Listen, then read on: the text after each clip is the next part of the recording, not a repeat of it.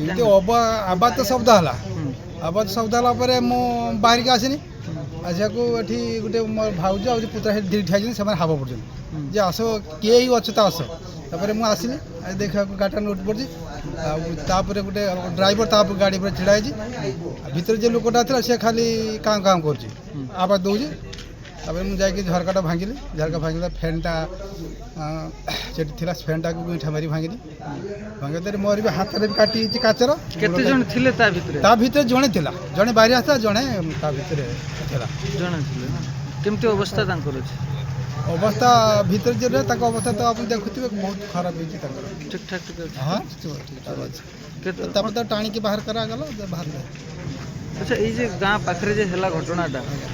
ଏ ଯେମିତି ଘଟଣା ହେଲା ଗାଁ ଲୋକ ଗୁଡ଼ାଏ ଅଦା ସବୁ ବୋହି ନେଇଯାଇଛନ୍ତି ନା ନା ଅଦା କେହି ବୋହି ନାହାନ୍ତି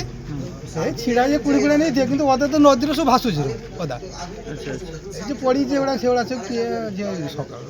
ওটার সকাଳ